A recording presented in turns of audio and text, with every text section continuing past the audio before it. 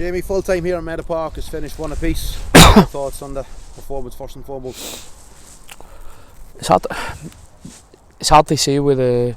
I think the way they came, I think you can see that Cumbernauld are kind of safe mid-table and sitting, don't much to play for, and can come and be relaxed and let us come on to them. But I thought we played some good stuff when we had it, created a lot of chances, but we couldn't put the game to bed.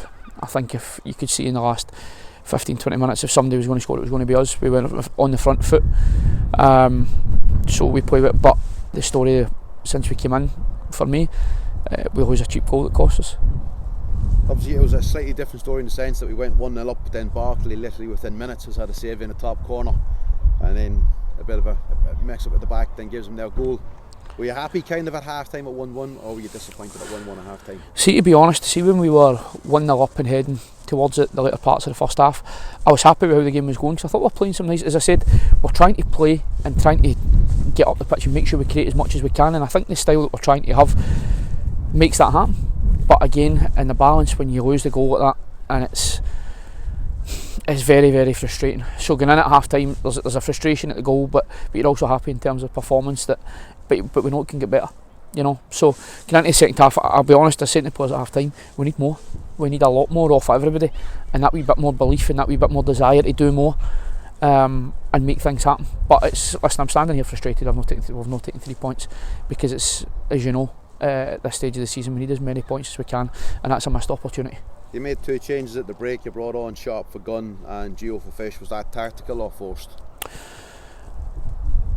Brendan into the front line was tactical. That was to give us that more option to go more direct, and Fish has been a bit tight, so that was it. Could maybe I went a wee bit further, but I thought it was the right time to change and bring Gio into the back line and just steady as a bit, but it was going to happen at some stage anyway, so I thought it was just better that we'd done it at the break. It allows us to get organised, and you don't use the extra stoppage for the change either.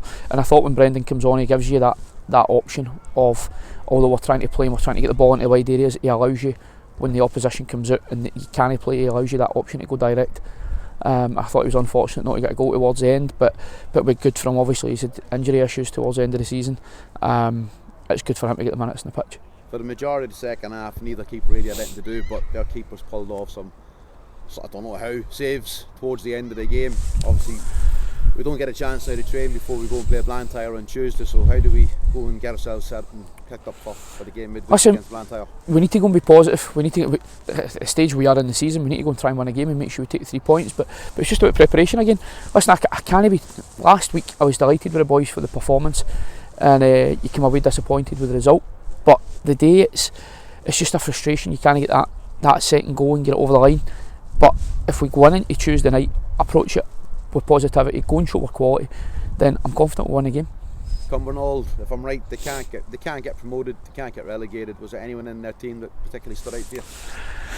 Yeah, I think you could see it. That was an end of season game for them. I think the last time we played them, there was a few individuals I thought were really, really good. The boy Moore and Fraser Scott as well. But the day, I think you could see it was something that didn't really mean much to them, which makes it equally as frustrating for me that we don't manage to go and do more.